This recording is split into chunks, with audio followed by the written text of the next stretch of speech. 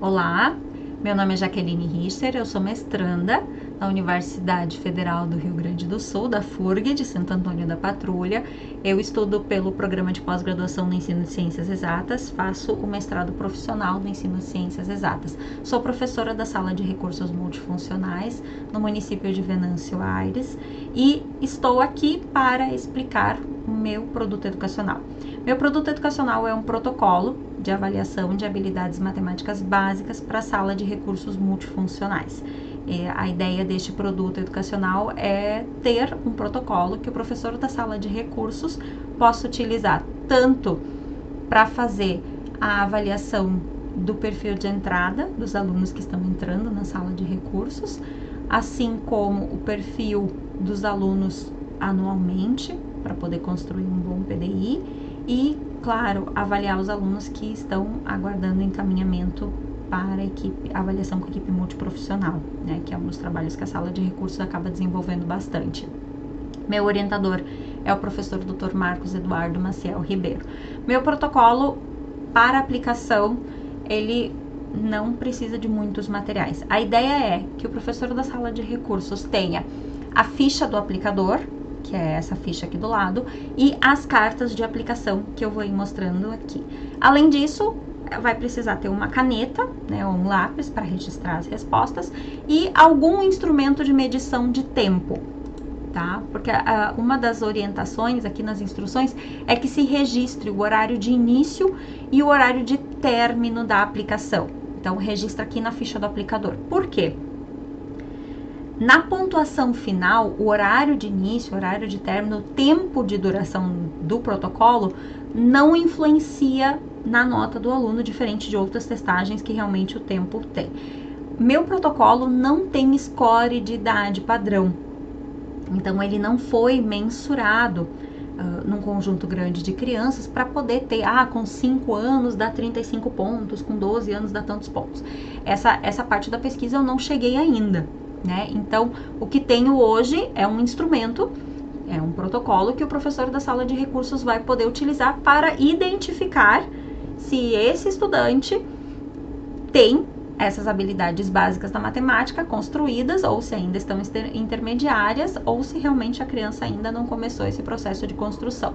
Por que isso é interessante?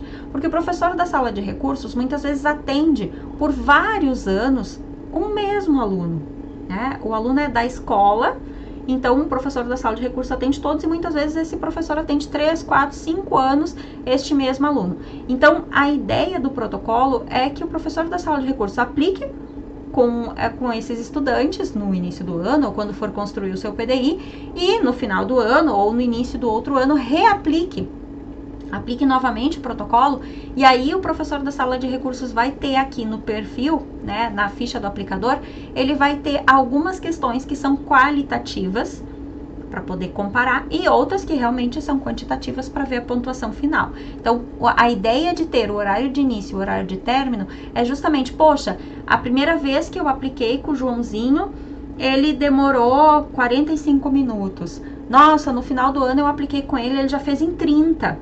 Ano que vem, quando eu for no início do ano aplicar com ele já vai conseguir fazer daqui a pouco em 25. Então, essa questão é uma avaliação para que o professor da sala de recursos tenha mais uma opção para fazer a avaliação qualitativa. Acho bem importante não utilizar a palavra teste ou prova, principalmente por ser ligado à matemática, né? E nós sabemos que alguns estudantes têm sim questões emocionais ali que prejudicam o resultado deles com relação à matemática, né? Algumas pesquisas já apontam essa questão emocional. Essa é a primeira carta. Quando a gente começa a aplicação, é importante falar para o estudante que nessa primeira parte ele não vai poder contar. Então, nessa primeira parte do protocolo, ele não vai fazer contagens. Então, a gente mostra a carta e lê a consigna. Os dois grupos possuem a mesma quantidade de objetos? A criança vai responder. E por que você acha isso? Aqui tem o questionamento argumentativo. O questionamento argumentativo parte muito daquela concepção que o Piaget usou nas testagens do grupo de pesquisas dele em Genebra, né? Que é essa questão de, muitas vezes a criança faz uma resposta correta, e a gente poderia dar 3 pontos aqui achando que tá correta, e quando a criança vai explicar, a gente percebe que não, peraí, mas ele tá intermediário ainda. E existem aqueles que quando vão explicar, eles se contradizem, né? Eles mudam a resposta deles. Então aqui, quando a resposta for correta, coloca-se 3 pontos, intermediária 2 pontos e resposta incorreta 1 ponto, tá? E aqui tem espacinho, o espaço é pequeno, porque a ficha acaba tendo bastante coisa, mas se o professor quiser escrever alguma questão aqui qualitativa, para na próxima vez que for aplicar para o estudante poder comparar, é bem interessante. Não tem carta com as consígnias, eu uso consígnia aqui enquanto pergunta, o questionamento que a gente faz para a criança, tá? Nesse sentido que eu uso a palavra consígnia. Eu não tenho cartas com a pergunta, porque eu acredito que fica muito material e acaba distraindo tanto a criança quanto o professor da sala de recursos quando vai aplicar, né? Então, as consígnias estão todas aqui na ficha do aplicador, que assim o aplicador tem as cartas para a criança visualizar, fica menos material sobre a mesa e fica mais fácil de fazer a aplicação, na minha concepção, tá? Carta 1 a 1 tem esse códigozinho aqui, que é o mesmo código das perguntas, das consígnias aqui, fica mais fácil de identificar. Carta 1 a 2. Lembre-se que você não pode contar, só olhar. As mãos e os dados representam a mesma quantidade? Não, sim. Prof, eu acho que sim. Falou eu acho, já vamos de intermediária, né? Como assim? É importante que quando for aplicar o protocolo, sempre faça o questionamento argumentativo, que é no questionamento argumentativo que o professor da sala de recursos vai conseguir ver se a resposta está correta, se ela é intermediária ou se ela está incorreta. Por quê? A criança pode responder aqui sim, sim, tem a mesma quantidade. E aí, aí você pergunta, né, como assim? Olha só, tem 2 mãos e tem 2 dados. Opa, não, peraí, eu perguntei sobre quantidade. Quanto que eles estão representando? Então, a correspondência visual direta dela ainda não foi adequada aqui. 1 a 2 foi pergunta 1 a 3. A 1 a 3 tem 3 perguntinhas aqui e só uma vale pontuação. Então, tem várias questões dentro dos subtestes que vão ter mais de uma pergunta, mas somente uma gera pontuação, tá? Você conhece esse material aqui? Sim, não sei. Você já usou nas aulas? Sim, não sei. Né? Essas duas figuras representam a mesma quantidade? Aqui a gente tem uma figura, aqui a gente tem outra figura. Tá representando a mesma quantidade? Tá, mas por que tu acha isso? Aí, percepção visual indireta, tá? Dentro, esqueci de falar, né? No teste de correspondência, a ideia é verificar se o estudante é capaz de estabelecer correspondência em distintas situações, né? Tanto elemento para elemento, quanto quantidades, né, elementos iguais em quantidades variáveis e diferentes maneiras de representar uma mesma quantidade. Na percepção visual indireta, a ideia é corresponder à relação de quantidade em disposições espaciais distintas, né? Então, a posição vai estar diferente. 1B1. Olhe bem para esses dois conjuntos. Eles possuem a mesma quantidade de frutas? Me explica a tua resposta, tá? 1B2. Olhe bem para esses dois grupos. Como é o nome dessa figura geométrica? E aí, aponta para o quadrado. E escreve aqui o nome que a criança falou. Daqui a pouco ela falou cubo. Daqui a pouco ela falou retângulo. Não sei que nome que ela vai falar. Tá, e o nome dessa outra aqui? Ah, botei aqui o nome dela. E aí, aqui na consígnia tá escrito círculos e quadrados. Mas se a criança falou bolinha e caixinha, usem bolinha e caixinha para que ela consiga entender a consígnia, né? Então, muitas vezes esse questionamento inicial é para que a gente consiga ter uma linguagem que a criança vá compreender a nossa pergunta. Tem a mesma quantidade de círculos e quadrados? Por que você acha isso? Então, ver ali. 1B3. Este número representa a quantidade de estrelas deste grupo? Por que você acha isso? A gente ainda está na correspondência visual indireta. Partindo para o conjunto C, a gente vai ter a correspondência de um elemento a outros elementos, né? A elementos de outros conjuntos, que é essa percepção, né? Um pouco mais complicada para algumas crianças aqui. Então, olhe para esses dois grupos. Vai ter sapatos suficientes para cada um dos pés? Me explica por que você acha isso. E aí tá aqui os pezinhos, ele pode contar. Como aqui em cima, na correspondência, a gente pediu que ele não contasse, Talvez aqui a criança vá querer contar. Não precisa pedir que não conte, tá? Mas a ideia principal na correspondência é que visualmente ele consiga identificar sem fazer uso da contagem. A gente não impede a criança de contar com o dedinho ali, mas se ela contar com o dedinho, ela já não está fazendo a percepção visual, né? Então, já não vai ser, já vai ser intermediária, porque ela não consegue visualmente identificar. Se cada prato receber uma colher, um garfo e uma faca, vai ter talheres o suficiente? Como você chegou nessa resposta? Então, aqui nós temos os pratinhos e aqui nós temos as talheres. E aqui tem um ponto, assim, o Piaget utiliza e explica que a questão dos números perceptuais, né? Ele acredita que os números até 5, 4, 5 são números perceptuais. Então, a gente consegue olhar e identificar só pela percepção a quantidade que é, sem precisar fazer contagem, sem precisar fazer uso de abstração. Então, a ideia aqui, a partir do conjunto C, nessa correspondência de elemento a vários elementos de outro conjunto, é que a criança já tenha de fazer uso dessa abstração aqui na quantidade, e aqui, claro, ela vai fazer uso de contagem, né? Acho muito difícil que alguém consiga responder a carta 1C2 sem fazer contagens. 1C3. Qual destas três contas dá 9? Ah, prof, é essa aqui. A maioria, eu acredito que vai responder essa aqui, né? 8 mais 1. E tem aqueles que vão olhar e dizer, tá, mas todas dão 3. Eu adoro quando a criança, ela né, faz a resposta correta, ela normalmente olha e não entende por que a gente tá perguntando aquilo, porque tá óbvio demais para eles, né? Então, aqui realmente, tá, como seja, né? Explica para mim como você descobriu isso. Ah, ó, prof, eu tenho 6, aí fez a contagem total, voltou e teve que contar tudo de novo, já põe o intermediário ali, porque ele não tá com a resposta afiadinha ainda, né? Aí nós vamos pro conjunto D. No conjunto D, a gente tem a associação de uma ideia presente em dois objetos diferentes. E aqui a criança já precisa abstrair um pouco mais, né? É um nível mais elevado de abstração. Então, a ideia aqui é que ela faça a correspondência de relação entre imagens. 1D1. Todos os animais vão ter comida? Mostra pra mim, né? Mostra pra mim. Ela vai mostrar o que cada um vai comer. Porque tem alguns que vão dizer sim, sim. Aí pergunta, tá, então mostra pra mim. Ó, 1, 2, 3, 4. Opa, ela não relacionou. Ela não fez correspondência. Ela olhou quantidade. Então, é uma resposta incorreta. A ideia aqui é que ela consiga perceber esses dois aspectos, né? A quantidade e o que cada um come. São dois aspectos que ela vai observar ali. 1D2. 1D2. Olhe com atenção para essas contas. O 4 mais 4 mais 4 dá o mesmo resultado de 3 mais 3 mais 3 mais 3? Tá, explica pra mim. E aí tem aqueles que vão contar. Alguns vão pedir, prof, tem um papel, posso riscar rapidinho?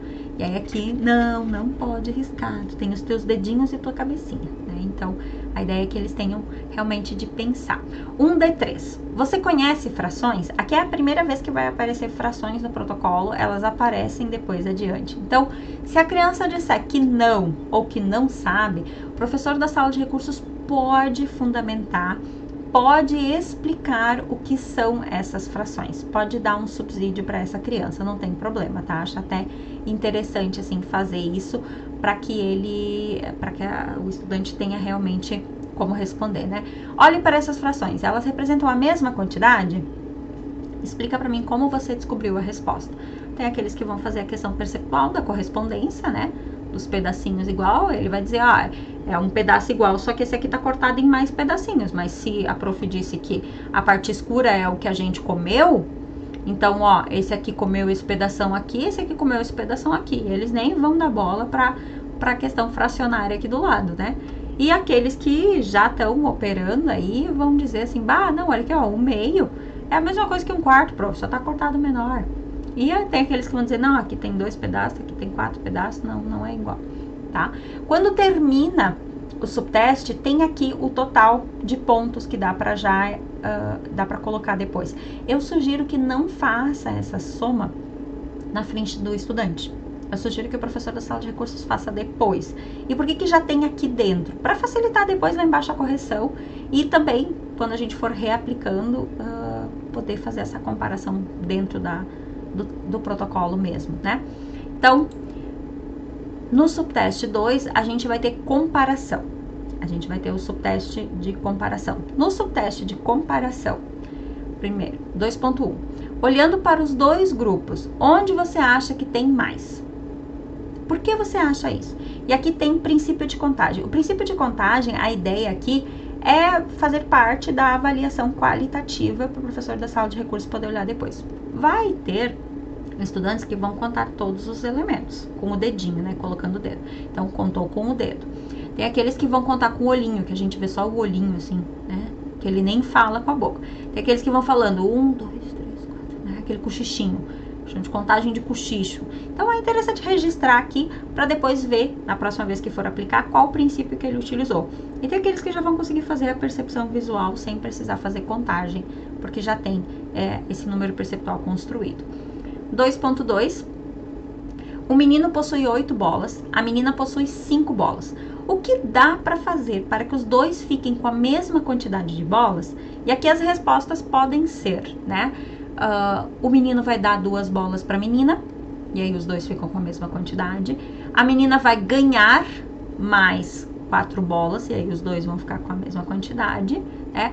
Ou então, a gente ainda pode ter que, né, alguém vá... Me perdi aqui, vamos lá. O menino pode dar 2 bolas para ela, então a gente tem a divisão.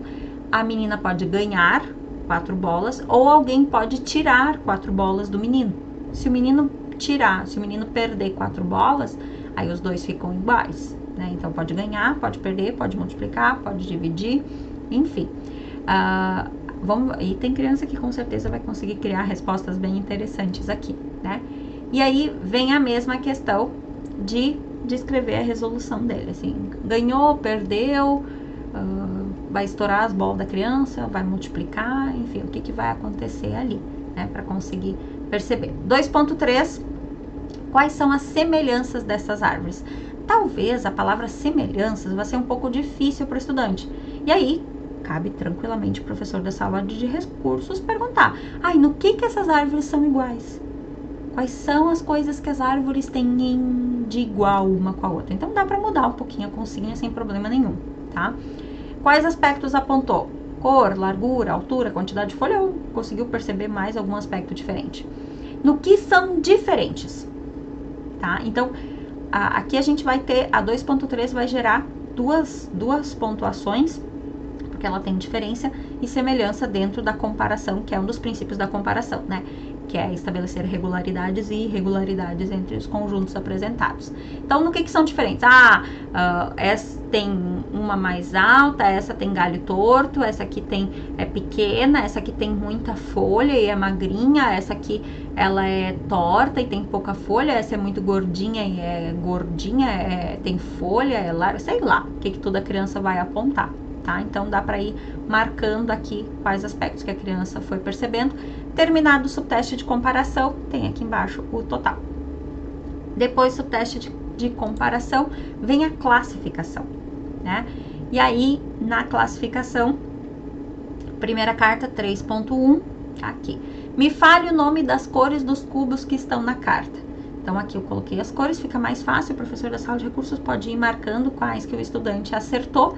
Então, já vai daqui a pouco, ele vai chamar isso aqui de turquesa, né? Nossa, ele conhece cores super difíceis, assim. Então, eu coloquei azul fraco, né? Nem coloquei turquesa, porque na impressão, às vezes, muda um pouquinho, ficou mais parecendo azul, creio eu. Mas se for uma impressora boa, talvez fique turquesa. Então, tem as cores. Segunda pergunta, essa primeira não gera pontuação, porque ela é só qualitativa. Me mostre só os amarelos. Também é qualitativo. Sim, não sei. Prof, eu não sei bem o que é amarelo. Acho que é esse? Não. Prof, acho que é esse? Não sabe. Não tem problema. Tá, mas quantos tu acha que são amarelos? Quantos cubos são amarelos? Aí vem princípio de contagem. 1, 2, 3, 4, 5. Botou o dedinho em todos? Escreve aqui, dedo. Fez contagem com o dedo e acertou, né? 6. Tem uns que só olham por cima assim e chutam qualquer resposta, né? Tem isso também. Vamos lá, cada um Eles estão construindo isso, e aqui, quantos amarelos aqui gera a pontuação dele nesse subteste. 3.2, carta 3.2. Olhe as imagens dessa carta e me mostre todas as grandes. E aí a criança pode achar que aqui é grande, aqui é grande, aqui é grande, aqui é grande, aqui. Ela pode achar que muitas são grandes. Aí tá aqui todas elas, o professor da sala de recursos pode ir marcando, né? Agora me mostre todos os animais que tem. Então, vamos separar os animais, tá? Tem aqui animal, aqui animal, aqui animal. Ah, aqui também é vivo, então se é vivo, as flores também são. Quais são os animais grandes? E veja que a pergunta tá no plural. A criança pode dizer que a galinha e o pato são grandes, porque a galinha tá longe. Na verdade, se eu puxar ela pra perto, talvez ela seja do mesmo tamanho do pato, né? E não tá errado. Ou vai dizer assim, não, o pato com certeza é maior que essa galinha. Então, aqui a ideia é que ele consiga separar. Se ele colocar junto a galinha, né, pergunta por quê. Por que a galinha é grande? Não, talvez a criança venha com um questionamento, né, uma explicação argumentativa fantástica. Não, a galinha tá mais lá atrás, e aí lá atrás ela parece menor, se vier aqui pra frente ela vai ser do mesmo tamanho do pato. Ou a criança vai dizer, não, eu acho que é grande, a prof é grande. Olha, é quase do tamanho do cubo, quase o tamanho do quadradinho. Então, a questão, se ele responder galinha e pato, não quer dizer que esteja errado. Tem que ver daí a argumentação para ver se ele vai ser correto ou intermediário, né? Se vai ganhar 2 ou 3 pontos. E o que gera realmente pontuação, quantos são? São 2? São 3? É um animal grande? Né? Essa é a ideia aqui, perceber quantos são os animais grandes. 3.3... Tá aqui. Você sabe o que são números pares? Sim, não. Ai, prof, eu não lembro. Então tá, pode explicar, tá? Tá aqui, recebeu a explicação, então o professor pode explicar. Me mostre os números pares. Aí gera a pontuação. Ah, mostrou certinho os números pares. Me mostra então quais são os números ímpares. Tá, beleza. Tá, e como que tu sabe quais são os pares e quais são os ímpares? Mesmo que o professor da sala de recursos tenha feito a explicação, aqui na contra-argumentação é onde a gente vai conseguir perceber se o estudante realmente compreendeu, se ele tem isso já, essa classificação de números construída ou não, né? Porque muitos, com uma explicação ali rapidinha, eles não vão conseguir responder e classificar realmente aqui em números pares e ímpares. O subteste 4 é o subteste da sequenciação. E aí, a sequenciação e a ordenação, né, a seriação, costumam dar bastante confusão. Por quê? E eu até já vi em alguns materiais, assim, de blogs e postagens nas redes sociais, as pessoas colocando como se fossem substantivos uma coisa da outra. Não são, tá? A partir daquilo que o Sérgio Lorenzato traz, a sequenciação é quando a criança coloca em ordem, ela cria uma sequência sem nenhuma regra. A criança internaliza uma sequência, ela cria uma sequência para esses objetos sem que eu tenha imposto uma regra, sem que haja uma regra pré-estabelecida. Ela cria uma regra para ela mesma. Não é algo que eu pedi, não é algo que está colocado ali, tá? Já a seriação e a ordenação vão ser realmente uma classificação ali, uma seriação, colocar em série, ordenar a partir de critérios pré-estabelecidos. Vai ter um critério ali, às vezes até mais de um critério, tá? Então, dentro da sequenciação, onde a gente não diz qual é a regra para organizar, na 4.1 temos um conjunto de materiais escolares. Olha essas figuras. Como você organizaria elas? Qual critério ela utilizou? Ela pegou os pequenos primeiro, ela pegou os lápis, ela não teve critério nenhum. Independente de que critério a criança usar, ela precisa explicar. Me explique por que você faria assim. Por que ela precisa explicar? Porque é na explicação dela que o professor da sala de recursos vai conseguir identificar se ela tem uma resposta correta, se ela tem uma resposta intermediária, ou se ela simplesmente não entendeu o que é uma sequenciação. Aqui tem todas as imagenzinhas pequenininhas com uma caixinha do lado que o professor da sala de recursos pode colocar. A figura 1, a figura 2, a figura 3, conforme a ordem que a criança for criando essa sequência, tá? O que seria uma questão intermediária aqui, né? Ela começou, eu vou pegar primeiro os lápis. Então tá, 1, 2, 3, 4. Tá, agora, prof, aí ela achou os lápis aqui, né? Ela disse, eu vou... pega aqui, ó, prof, aí Eclipse, aí ela desistiu. Ela desistiu da sequência ali no meio, porque como são vários materiais, né? Então, ela não terminou a sequência dela, vai ser intermediária, tá? 4.2. Vários números. Me diga o nome destes números. Essa primeira pergunta, ela é qualitativa. Ela não gera pontuação. E o professor da sala de recursos vai só marcar aqui, certinho ou errado, em quais números que a criança conseguiu realmente nomear, porque esse normalmente é um dos objetivos dos nossos PDIs, né? A gente trabalha bastante com essa questão de nome de número com eles. Aí agora sim, nós temos a pergunta que vai gerar a pontuação do protocolo. Olhe esses números todos. Se você tivesse de organizar eles, como você faria?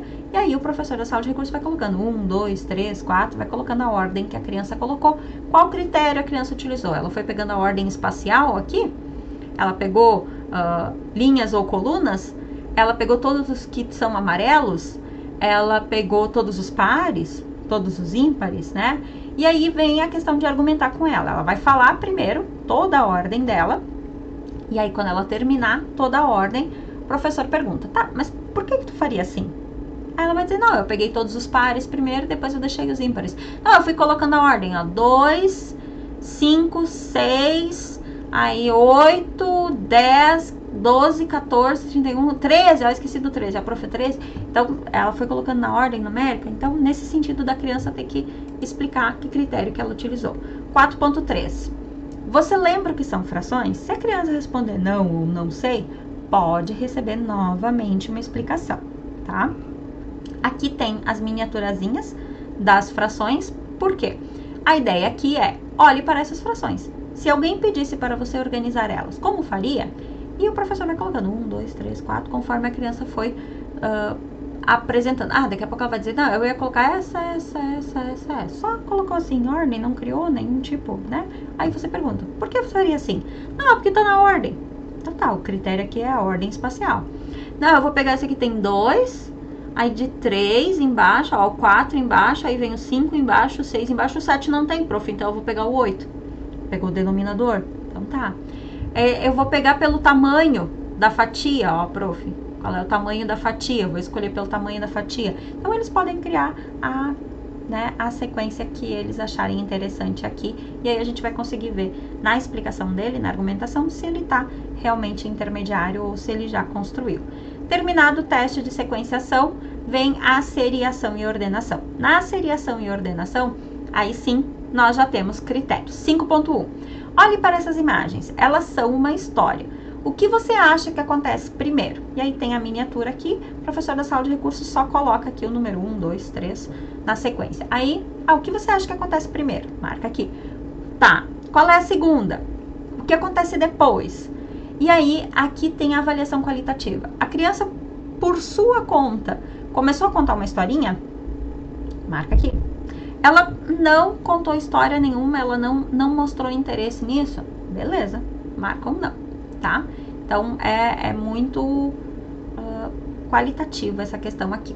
5.2. Olhe com atenção essas imagens. Se eu quiser continuar a colocar peças ali,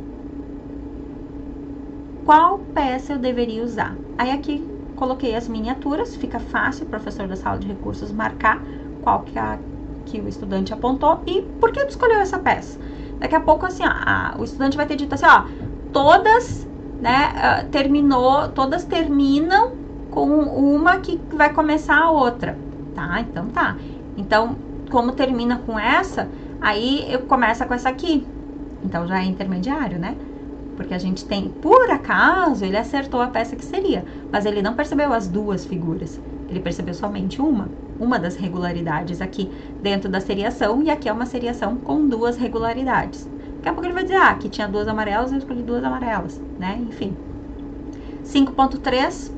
5.3 tem mais conjuntos, então ela tem mais perguntas, né? Vamos por partes na 5.3. Olhe com atenção para essas imagens. No grupo A, Temos uma série com cubos e esferas. Que peças precisaríamos colocar para continuar essa série, né? Se eu quisesse assim, ó, continuar isso aqui, o que eu tenho que colocar? A criança pode dizer, prof, uma bolinha. Só uma bolinha, tem certeza? Então, porque uma bolinha pode ser certo, tá? Mas por que tu escolheu essa? Tem certeza que é só uma? Não, ó, aqui tinha. Para ver se ela percebe realmente a regra dessa seriação ou não, né? No segundo grupo, há números. Que número você colocaria para continuar essa sequência? Aqui. Por que tu escolheu esse número? Daqui a pouco a criança respondeu, 2, 4, 6, 8, prof. É o 8. Tá. Por que tu escolheu o 8? Não, prof, não é o 8, é o 7. É o 7, ó. 6, 7. Então, eles são intermediários, né? Muitas vezes eles fazem isso, né? Então, é importante a argumentação para conseguir perceber se eles são intermediários ou não. No grupo C, temos os algarismos e eles estão formando um número. Vou te perguntar quanto vale cada um dos algarismos desse número, levando em conta o lugar que ele está posicionado. Quanto vale o 5? Quanto vale o 4? Quanto vale o 7 aqui nesse lugarzinho que ele está? E o 6? Então, aqui se ela conseguiu todos ou não, né? E como você descobriu quanto vale cada número? Né? No grupo D, nós temos cartas com bolinhas organizadas, para percebermos a quantidade. Como seria a próxima cartinha dessa série? Essa aqui tá em branco, ó. Tem que colocar as bolinhas. Como é que tu arrumaria as bolinhas ali? Talvez a criança tenha percebido que todas elas são organizadas para que a gente possa operar mentalmente perceber que é 7. Ou talvez ela vai dizer, eu ia colocar assim, ó. Né, só espalhar as bolinhas em cima, tá? Mas e por quê? E aí, na contra-argumentação, a gente consegue perceber. A prova de inclusão vai ter como primeira questão essa carta aqui, a 6.1, né? Olhe com atenção para as imagens desta carta. Qual delas não pertence ao grupo? Então, eu coloquei aqui todas as miniaturas, que fica fácil o professor da sala de recursos marcar qual que o estudante respondeu, né? E aí vem a argumentação. Por que você escolheu essa carta? Muitos deles talvez respondam de cara, assim, fruta, é o pêssego. Tá, é o pêssego. Então, tá, por que é o pêssego? Prof, mas olha só, eu acho que é a regata, porque não é a luva. Então, já fica ali como intermediário. Muitas vezes, quando eles precisam explicar o que eles escolheram, que eles acabam mostrando que eles ainda estão intermediários, né? 6.2. Deu uma travadinha básica aqui. 6.2. Olha essas figuras. Qual não pertence ao conjunto? Coloquei aqui as miniaturas, né? Para ficar mais fácil de marcar qual que eles responderam. E me explica por que você escolheu essa. A ideia é que eles percebam as regularidades das pontinhas da família dos quadrados, dos retângulos, né? E o círculo que realmente não vai ter pontinhas. Mas ele pode dizer também que foi a caixa. E aí quando a gente pergunta, mas e por que a caixa? Não, porque ela está aberta, todos os outros estão fechados. O dado, porque o dado é um brinquedo e não tem mais nenhum brinquedo, né? Esse aqui, porque ele não é nada, os outros são alguma coisa. Então, na argumentação que a gente vai conseguir perceber aqui, né? 6.3, olha esses dois conjuntos, eles têm coisas em comum e algumas diferenças. O que os dois conjuntos têm em comum? A ideia aqui é a gente não tá falando que são números, a gente não tá falando que é verde, a gente não tá falando que eles estão separados. A criança precisa perceber as regularidades aqui, né? Ela precisa fazer essa inclusão dos números dentro dos subgrupos de pares e ímpares. Que tipo de número estão no conjunto A? Que vai gerar pontuação, né? Explica pra mim. Você vai fazer um explica pra mim. O explica pra mim vai ser pra todos aqui, né? Tá, e no conjunto B? Prof, eu não sei. É número, prof, é só número. Quem não perceber regularidade nenhuma, ok, não tá ainda nessa etapa da inclusão, não tem problema, não precisa forçar o estudante.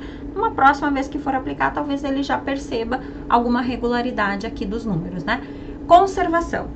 A conservação vem muito, e vocês vão perceber muito dos aspectos das provas operatórias, né? Porque a conservação, muitas das provas operatórias buscam realmente a conservação. Então, no subteste de conservação, a ideia é se ele já consegue fazer essa abstração reflexiva, né? Se esse estudante já consegue abstrair as informações para além da percepção visual, se ele consegue identificar essas possibilidades da matemática. Só tem 3, tá? 7.1.